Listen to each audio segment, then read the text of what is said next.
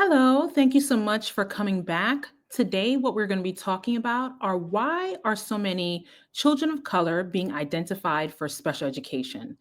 And obviously, if you have visited my channel, you know that I have a PhD in special education.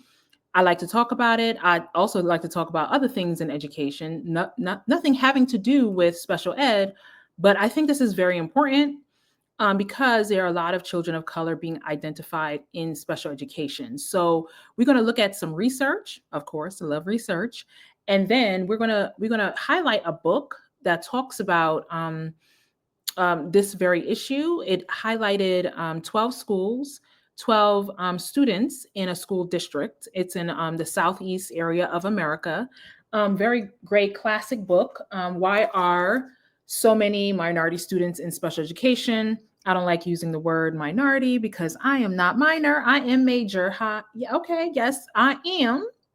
And I'm a part of the global majority, not the minority. So, in this country, in America, they like to position a lot of folks as minor. I am not minor. So this is an older book, right? But there's tons of new books that you can get when it talks about disproportionality, equity work, ruthless equity, really great book.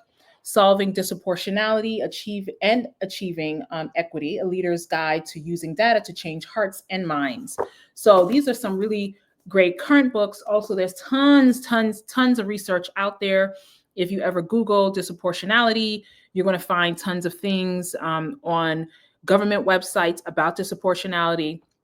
But I want to highlight this book in particular because it had a lot of information. It's by Beth, Harry, and Janette Klingner. And I'm also going to highlight another article. Well, this one is a book. I'm going to highlight an article by Harry and Fenton. So actually, let's first just talk about disproportionality. And if you've been watching some of my videos, I have definitely shown this already. But I want us to highlight this again, just to talk about just an even playing field. What is disproportionality? That's the over or underrepresentation of a particular or population group in special education relative to the presence of this group in the overall student population, right? So basically, I did a video about the underrepresentation of Asians in special ed because they're the most underrepresented racial, ethnic, cultural group. And there are other groups that are overrepresented. So this is how they measure disproportionality. Not going to go over this. This is a risk ratio. They assume you are going to be at risk based on various factors. But if you're from particular groups, like they are measuring different racial ethnic groups, they can predict that you will most likely be overrepresented or underrepresented based on the data, the present data. And then also oftentimes with risk, you're at risk of everything. If you are, a poor Black person, poor Latino person, poor Indigenous person, right? So risk can be very risque with a lot of the data that they have. So 1.0, we're going to look at some data where it measures risk ratio. 1.0 means that students from that group are as likely to be served in the category as other students. Over 1.0 means they're overrepresented. Under 1.0 means they're underrepresented, right? All right, so let's look at some of this data. Now, this is actually just percentage of students represented. So if you notice, Asians are overrepresented in autism. If you look at like all the other numbers, so the 1.0 doesn't apply to this table. It actually applies to the subsequent ones, but this is just a percentage of students ages 5 to 21. So if you're Asian and in SPED, you're around almost 30% of you have autism. You're identified with autism. If you notice any other racial ethnic group, that they have much lower numbers, right? So, and then if you're Native Hawaiian or other Pacific Islander, the majority of you are specific learning disability, right? So this is just a percentage of students. So this is actually from a document that's going to be linked in the description.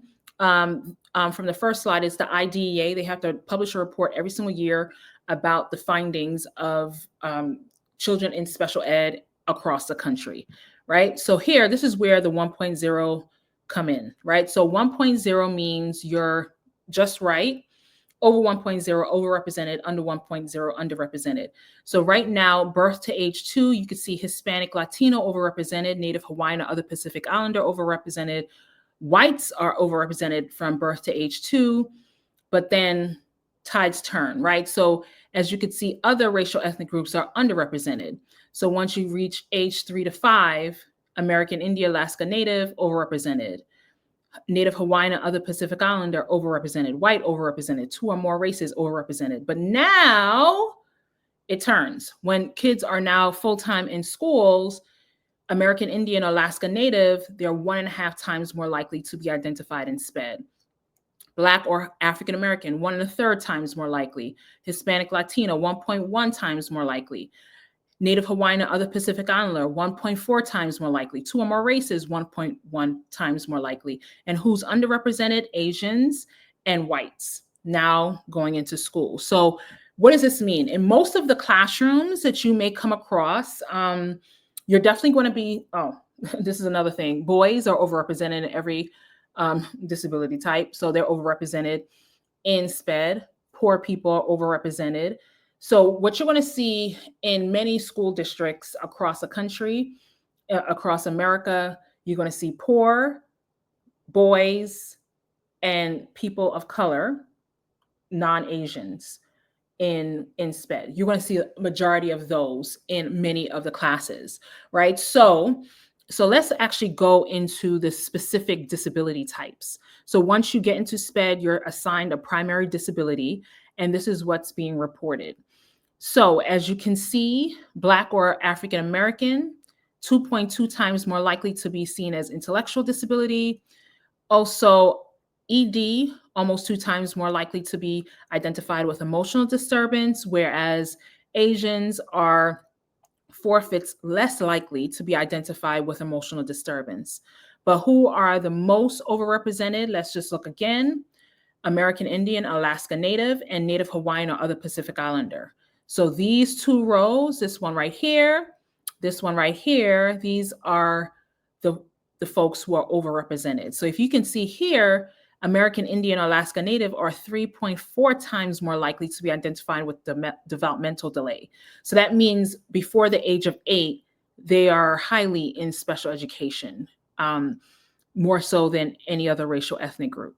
So yeah, so these are some of the stats. This is also going to be linked in the description box below. But what I want to talk about is why is this the case, right? So just from looking at a case study. So these authors, this is the book that I was talking about, Harry and Klingner, they looked at 12 schools and 12 students, and obviously teachers across all the schools did research over a period of time in the Southeast area of America. And what they found, they had different trends. So in chapter 2, what they found was that school leadership had a lot to do with it. One of the biggest takeaways from this research, because I'm talking about this research, but I can write my own research and I'm in the process of doing that because I'm in schools almost every single day of a school year. And what I see is very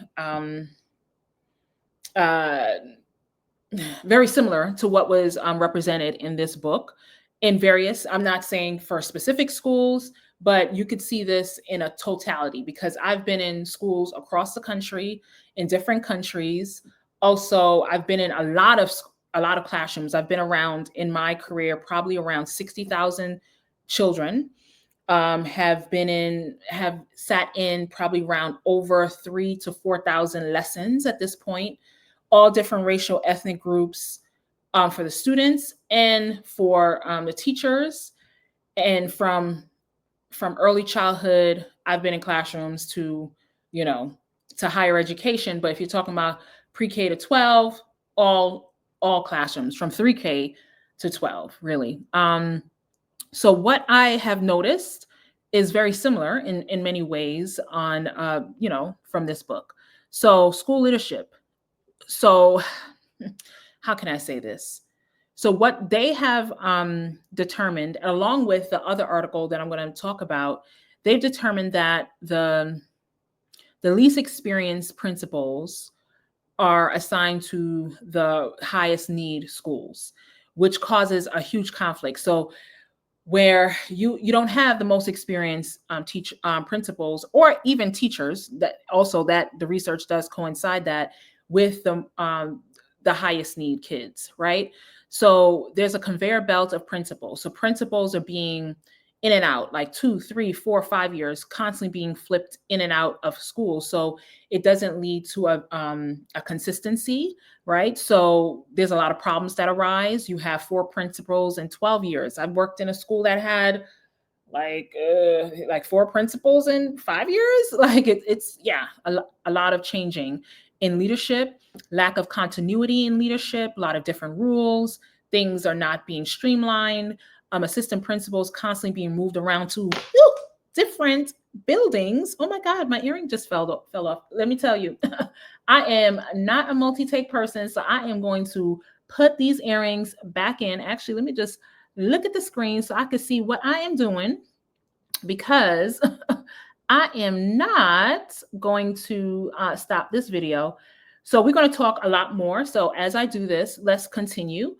So APs are being constantly moved around to different buildings, leadership and faculty constantly being changed. So that causes not a lot of consistency with schools. So where you see less disproportionality, you may see a lot more consistency in the principals, the leadership, the teachers. There's some schools where people do not leave because they're, grandfathered in. This is a nepotistic environment. They get paid very well. They're not leaving. And oftentimes they could be more highly effective because they may have more experience, may have more education. They may have a certification. That's a huge thing, right?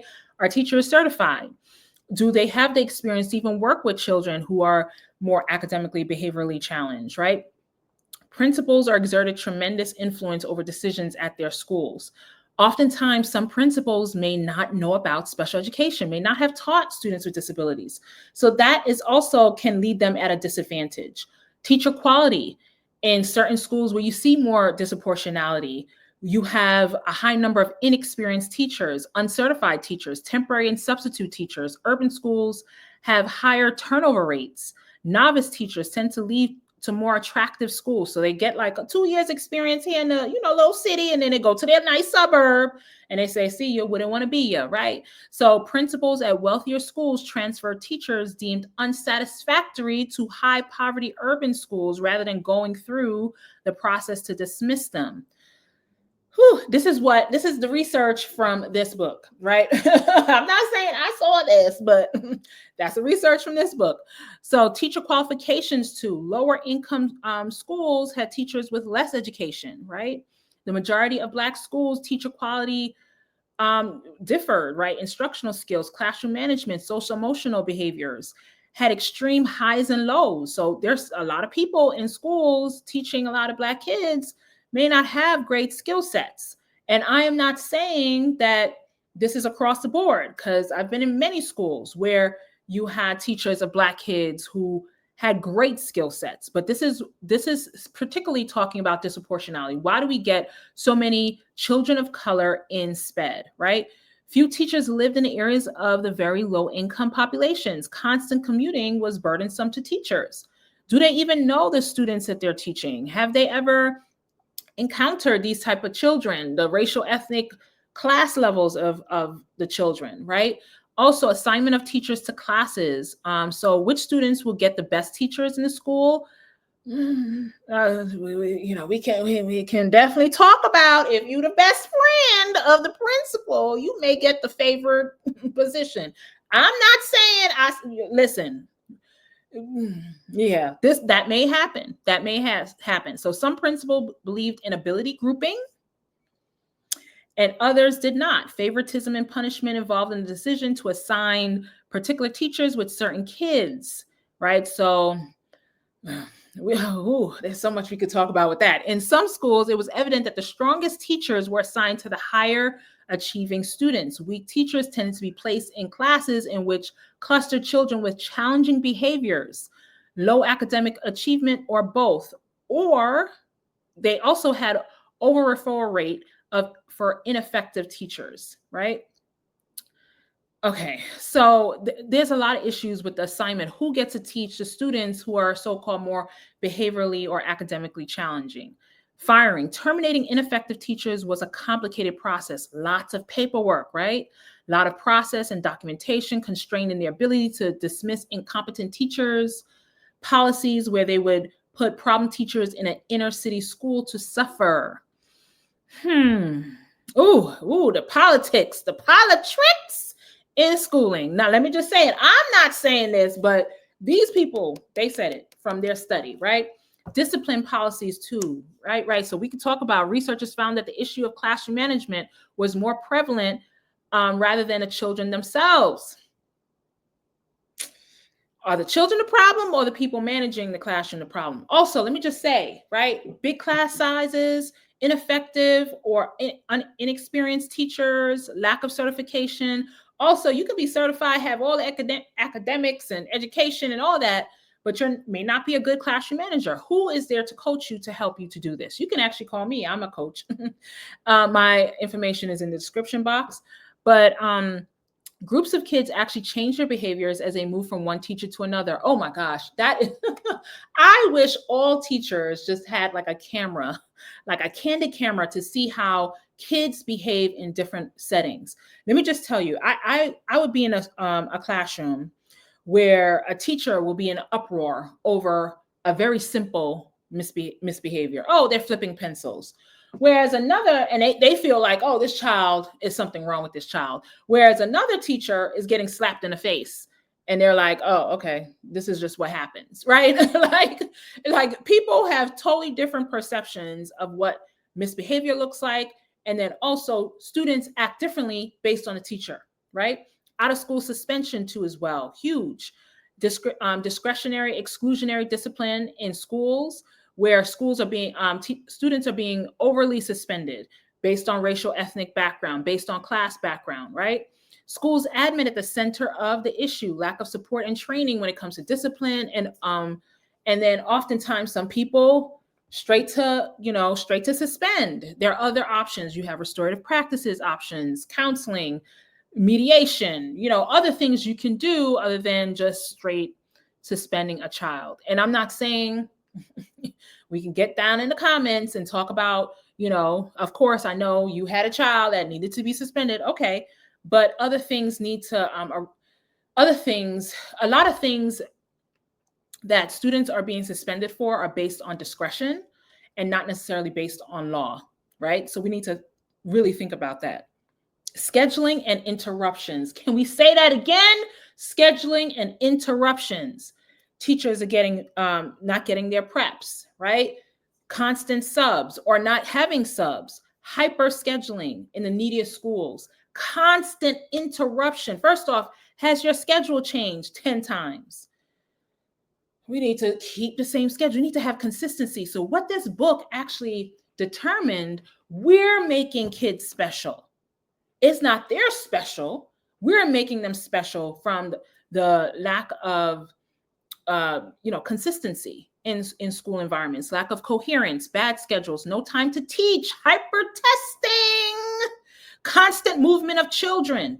Homeroom teachers had little time to get to know the kids because constantly moved around, overdosing kids with different programs that would fix them. They need to there's a constant emphasis on literacy. I understand that's important, but kids need to play. Can they play outside? Can they do some art? Can they do some music? Can they dance? Can they have expression? Can they physically exercise? Can they have really good food, healthy food? Right? So we're the ones that make them hyper. Loss of instructional time, huge, huge, huge. When you really calculate the amount of time lost every period, right? So I used to ask my students, how much time do you think that you really had active learning in your high school classes? Because I'll be teaching undergrad, right? Your high school classes. They'll say, a period is 45 minutes. They'll say half the period. Okay, let's give you 25 minutes. So you have 25 minutes. So basically, half of the school year, you had engaged learning. So the other half, you didn't. But then if you're a half a grade level behind, or 2 or 3 or 4 accumulated over time, are you special or this was just a lack of instructional time, right? So announcements, constant announcements, people knocking on a door when instruction is going on, transitions cause a lot of time breaks and loss of instructional time. Assemblies, all the different things that go on in a school interrupts instruction. People interrupting instruction, tedious paperwork from teachers, right? You're constantly doing testing, paperwork instead of instructing, assemblies, teacher meetings, no preparation periods. So other stable schools, teachers move the most versus the kids. So the kids, you want to keep them more stable versus the students constantly moving. You want the teachers moving more, but still you need to work in time where kids are actually moving. So these are just some issues that they went over in chapter 2. And I'm just going to go over just a couple of other chapters, really great issues about specific disability types that you can look at in this book. Let me just tell you, I do not know these folks. So they're like, oh, she must know them. She must be advertising. No, actually, I don't. I actually really respected this book because I was just like, yes, I see it, right? So chapter 3 talked about cultural consonance, dissonance, and the nuances of racism. So what does this entail? This entails a lot, okay? So you had a lot of racism, white supremacist racism, classism, cultural hegemony. Also, you had a lot of colorism, texturism, featureism. There's a lot of articles that also substantiate this, and we're going to talk about that in the near future. So you had a lot of internalized racism where people had discriminatory views about other racial ethnic groups and also their own, where they developed inferiority or superiority complexes because of that. Also, a lot of classism, how we view poor people says a lot about our society. Also, of course, racial backgrounds, like how we view people of color. And that's something too, I'm going to show you some stereotypes that I've done. And we're going to look at some of the stereotypes that we have of Black, Latino, and Indigenous people. Also, you had professionals viewing children based on the influences by aspects of the child's racial identity that become interwoven with historical stereotypes of low intelligence, stigmatized behaviors, poverty, or detrimental family circumstances. So, okay, I know teachers will say, have you seen their mama? Have you seen their daddy? Okay, that's why that's why they is the way they is. This is why they are the way they are, right? Like, oh, you saw her mama, she ain't gonna amount to nothing in her life. You saw her daddy, you see where they come from. So we have those viewpoints about children. They low, they slow, they slow, they low. They low, they slow, they slow, they low. They poor, they destitute, they live in this neighborhood, that neighborhood. And these are the resonating views that oftentimes colors, no pun intended, the way we treat kids and the expectations we have of children, which leads to overrepresentation in emotional disturbance, in intellectual disability, in learning disability. We assume children are less than. They're deserving of less treatment, less instruction, right? Please do not beat me up, teachers. But let me just tell you, if you walk the day in my life, you will see it come out of your classroom. That's the first thing I will ever say to a teacher. Your classroom may look a certain way, but you need to come out your classroom and see what's going on next door, or what's going on down the block, or the next state, or the next city, right? Get out your classroom, right? So let's look at different things. Also, negative attitudes about children and how does it affect them? Stereotype threat. So let's actually look at that right now. Let's look at some stereotypes. So I had classes, undergrad classes, where I asked my students to write down stereotypes of different racial ethnic groups. So let's look at the ones who are overrepresented. Blacks, unintelligent, only good at sports, criminals, poor, ghetto, unhealthy, eating, tardiness, not articulate, inferior to white people, brown skin. Black men sell drugs. Their children never been raised by their father. They like fried chicken. Are less intelligent than white people, are poor, live in the projects, ghetto, are criminals, only good at playing sports like basketball. Black women are rude. Unapproachable. Black people are lazy, violent, lazy, aggressive, attitude, the women, ghetto, lust after white women, the men. Let me just tell you, the students are Black and Latino who wrote these stereotypes, and a few white. Okay. Hispanic, Latino, all speak Spanish. Job occupation has to do with cleaning, maid, or maintenance. All have big families, are all immigrants. All Latinos are Mexican. Latinos are lazy. All Latinos look the same.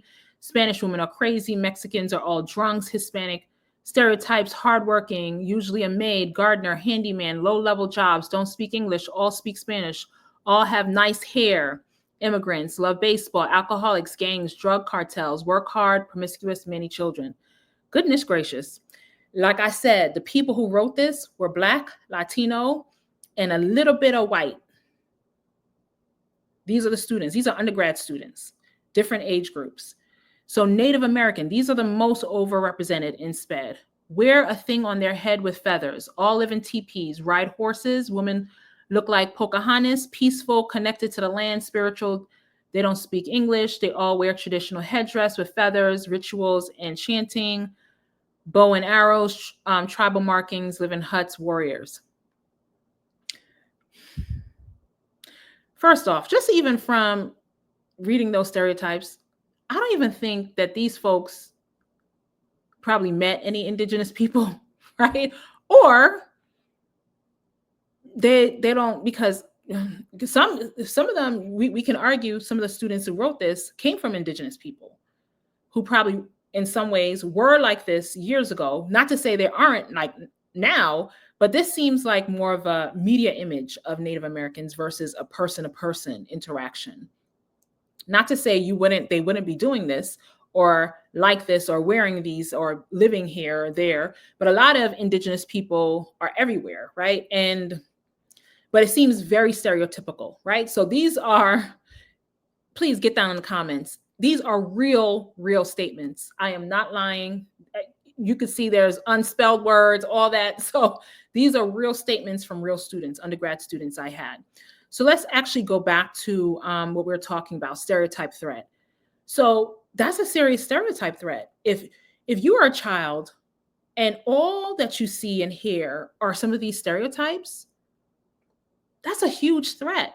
Like, oh, of course, I'm unintelligent, I'm violent, I'm going to act out, I'm going to succumb to this or ascribe to this stereotype, right? Pygmalion effect. You ascribe to the stereotype that's been assigned to you. You act better or worse based on that.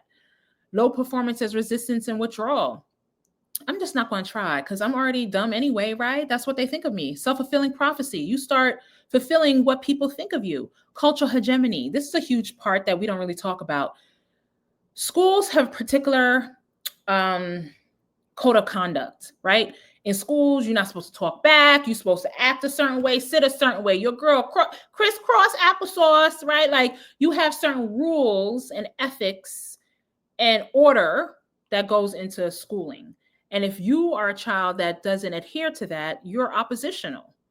So these are a lot of things that affect kids. This is what goes into the overrepresentation. But hands down, poor children who are poor are overrepresented.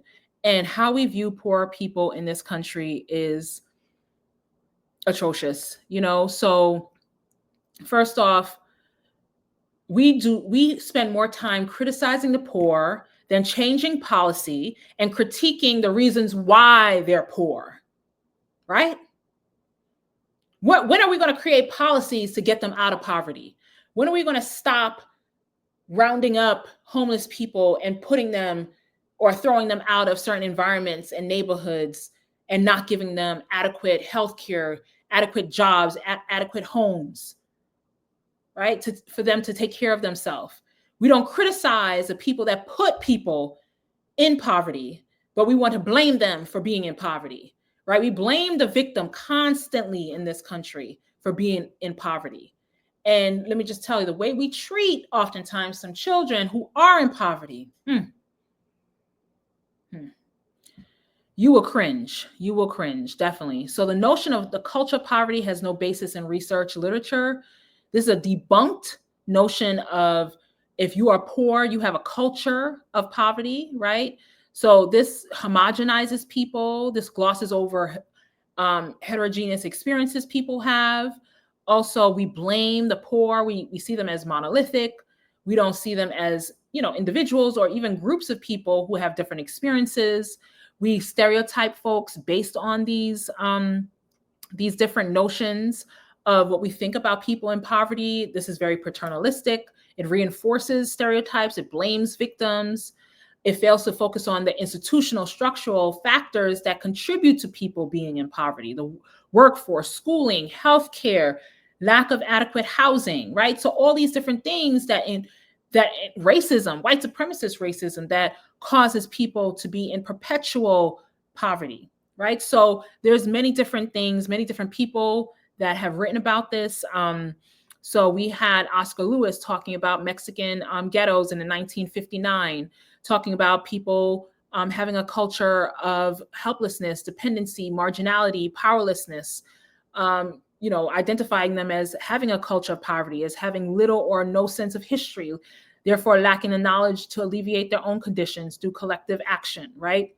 So we also have people having very racist, classist viewpoints of folks. You had The Other America, and published in 1963, Michael Harrington talking about the culture of poverty, the language of the poor, psychology of the poor, worldwide view of the poor. He argued that this could be solved through structural changes, housing, jobs, education, right? So there are many different things that sparked policy, that sparked presidents to create different policies to harm and to, in some ways, mitigate some of these barriers that people of poverty have been faced with. Also, the Moynihan Report, talking about the so-called Negro family, the case for national action, Edward Banfield, Losing Ground, Charles Murray, the bell curve, intelligence and class structure in American life, Charles Murray and Richard Herrnstein, their bell curve, influenced many different people to have policies on harming the poor, right? So we talk about bell curves, talking about how people in poverty were the cognitive underclass, and it was an inescapable symptoms of biological class fate. So they were born in many ways before they poor. They had genetic inferiority. This justified harsh welfare reform policies, a criminalization of poverty, restricting immigration, particularly of people of color, conservatives pushing welfare reform, pushing welfare mothers to be temporarily sterilized with Norplant. So there are many, many, many, many, many, many viewpoints of people who are poor and how it has created policies that harmed folks. Also, let's just please highlight, and I talk a lot about the people of color, but the majority of people in this country who are poor are white. And we don't talk about the white poor enough, and how the white poor is constantly trying to lean towards their whiteness and not bond with other racial ethnic groups who are also suffering under capitalistic structures that keep them in perpetual poverty. This is So we need to talk a lot more about the white poor. The white poor are very affected by this, and constantly, they may position themselves as white as better than, and that's also structurally and historically have been thrust upon folks when race came about in this country hundreds of years ago, right? To divide people, like, oh, you're white, so you're positioned not as the other poor people that are working on this plantation, right? You have higher positions. So the thing is that the white poor has been deceived, and they need to be fighting alongside other racial ethnic groups to have policies that get them out of perpetual state of poverty, right? So that's definitely something I don't really talk about too much, but the white poor, they are the majority in this country, right? The majority of folks in this country who are poor are white. All right. So construction of family and identity. So there are stereotypical images of families. So this is coming from this book. This is research. So a lot of folks have stereotypical views about people who are poor, people from different racial ethnic groups. They often may view families in a negative light, especially when you have siblings in a school. And if you've seen the sister, if you've seen the brother, if they're not like so and so, they're just like their brother, right? You see their parent come in, I always would make a joke. Okay, so if you see a parent come in with pajamas, flip flops on, how would you view them versus someone else who came in with a suit? Would you treat them the same, right? So we view parents stereotypically oftentimes.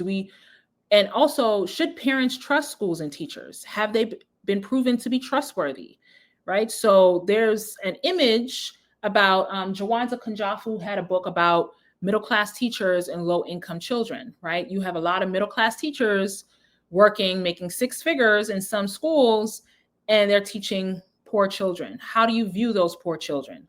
This all leads into the overrepresentation of children in special education.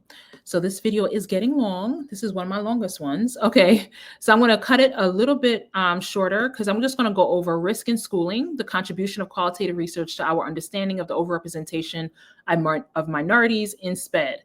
So this is Beth Harry, and I believe, hold on, let me see. This is Patrice Fenton. Very good article. They examined 15 qualitative studies on the overrepresentation of minorities in special education. And remember, I don't like the word minorities. This is what they identify them as. So findings, explanations for disproportionality, including poverty, family issues, intrinsic child deficit, and school-based issues such as professional bias regarding socioeconomic status and race. So these are some of the things that they gleaned from the research. So they had, so these are some of the findings: concerns that low parental involvement led towards overrepresentation, a need for greater educational professional resources for teachers, misunderstandings related to cultural difference and to the meaning of disproportionality, implicit bias on race, emphasis on poverty, high stakes testing, misunderstandings of children's cultural based behaviors, right? So if you don't know about, never been around Black kids, never been around Latino kids, and you come across certain behaviors, they move their hands like this, they may not say yes ma'am, no ma'am, or they may say yes ma'am, no ma'am, but they may give you an attitude, or they may be withdrawn, or however the child come across differently than your racial, cultural, ethnic background. Sometimes that may be seen as a negative, right? They don't understand these kids. Absence of any other resources besides special ed for addressing such challenges, right? They go straight to SPED, right? If this child is low and so-called slow in behavior, they go to SPED. So reading, behavior, big issues that get children into SPED. Parents' low education levels as a central issue. Slow referral process, assessment misunderstandings, low parental involvement, actually not doing full assessments, only doing abbreviated assessments. School psychologists, right, to assume that a child should be in SPED. School system dysfunction, psychoeducational testing, maybe bias. Kids may be seen as a cultural disadvantage, cognitive dissonance, need for systemic change, reactive systems rather than adaptive solutions. Big thing, confirmatory bias that privilege professionals' collective assumptions and social hierarchies regarding children of color from high poverty backgrounds. In some schools, there may be a confirmatory bias where the educational professionals say, hey, we think your child needs, right? And if you come from a background, may not be knowledgeable about the systems, may not be knowledgeable, politically active, you may succumb to certain pressures from the stakeholders. Privileging of classroom teachers' views versus statistics or medical information or psychological information, right? Demeaning parents, weak instructional skills, errors or bias in referral decisions, poor classroom management, negative stereotyping in school climate, negating cultural capital of families. So these are some of the reasons why children of color are being overrepresented in special education. So what do you think of these reasons? So this is a very long video. And let me just tell you, this is probably my longest video I've recorded because this needs great attention. Why do you think students of color are being over-identified in SPED? So this was research from this book. Also, the other article I just mentioned is going to be linked in the description box below. Please let me know. Please like, subscribe, share, click the notification button. I will be recording videos weekly and posting them. Please recommend this channel to teachers, parents, educators, policymakers, right? If you want to hire me, I can curb your disproportionality. It's a multi-pronged process. All right, please get down in the comments. Bye.